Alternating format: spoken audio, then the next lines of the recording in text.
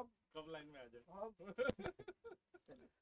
आज का दिन जो है एल.एन.टी. महाविद्यालय के लिए एक बहुत अच्छा दिन माना जाएगा, क्योंकि आज एल.एन.टी. महाविद्यालय में चेतना प्रज्ञा प्रवाह के मासिक व्याख्यान माला के अंतर्गत जो भारत बोध पर परिचर्चा हुई वह बहुत ही लाभदायक रही।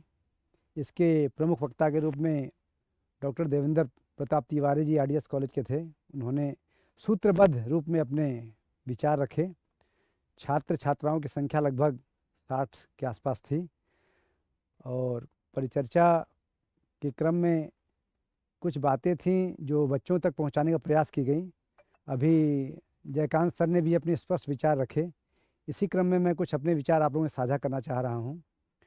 भारत बोध की जो संकल्पना है यह भारतीय इतिहास में एक नवीन तत्व रही है, क्योंकि प्राचीन काल से हम लोग देखते हैं कि नित्य नूतन और चिर पुरातन की जो संकल्पना हमारी रही है उसने कहीं न कहीं प्राचीन काल से लेके आज तक हमारे संस्कृति और सभ्यता को जिस प्रकार आगे पल्लवित और पुष्पित किया है उसमें भारत बोध का बहुत ही बड़ा महत्व रहा है।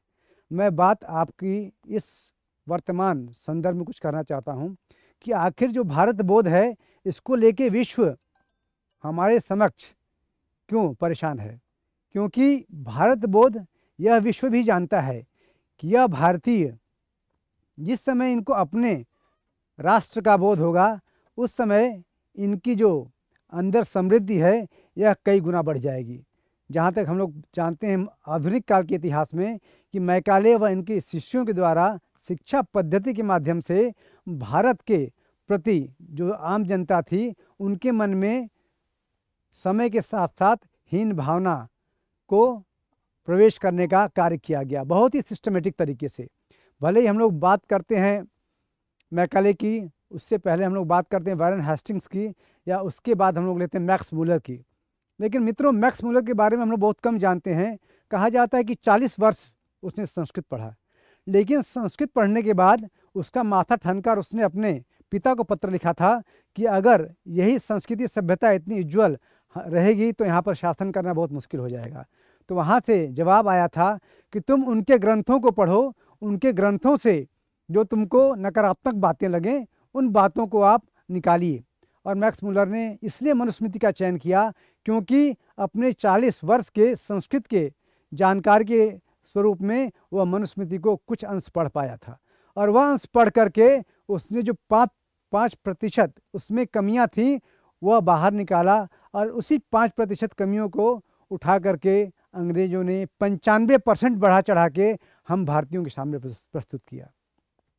जो उनका हेल्बेरी कॉलेज जिसे कहते हैं, जहाँ से कि प्रशिक्षु निकलते थे, आईएएस निकलते थे, वहाँ पे उसी को पढ़ाया जाता था। किस प्रकार भारत प्राचीन काल से आज तक जो है हमेशा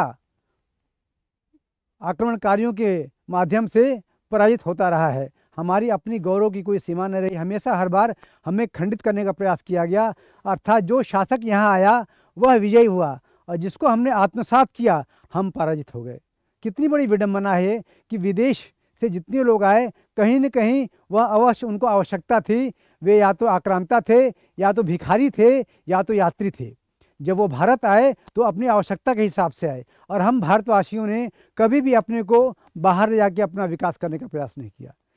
चीज़ें बहुत सारी हैं, लेकिन यह हम युवाओं को भी जानने का प्रयास करना होगा कि भारत बोध इसलिए अनिवार्य है क्योंकि जिस समय आपको अपना बोध होना प्रारंभ हो जाएगा, जिस समय आप अपना हिंदुत्व, हिंदू और हिंदुस्तान की संकल्पना को समझना प्रारंभ कर जाएंगे, उस समय आपके अंदर एक नवीन ऊर्जा का संचार होगा। और आने वाले 20-25 सालों में यह जो भारत का बोध है यह निरंतर बढ़ता जाएगा, और जिस प्रकार हमारा जो इतिहास है वह कुछ न कुछ हमेशा नवीन जानकारी प्रदान करता है, इसी के संकल्पना के अंतर्गत आने वाले समय में हमारा युवा विश्व का अवश्य ही पथ प्रदर्शक साबित होगा। बस बातें बहुत कुछ हैं, लेकिन यह मात्र इस कॉलेज जो हमने आज प्रारंभ किया है वह एक शुरुआत है। धीमे धीमे यह कड़ी आगे बढ़ेगी, और मेरा प्रयास है, आप सभी से मेरा विनम्र आग्रह है कि इस भारत बोध के यज्ञ में आप सभी धीमे धीमे आके अपने इस यज्ञ में अपने मानसिक शारीरिक रूप से आहुति दीजिए, ताकि आने वाले समय विश्व एक प्रकार फिर पुनः भारत को विश्व शक्ति के रूप में उसकी आराधना कर सके। जय हिंद, जय भारत।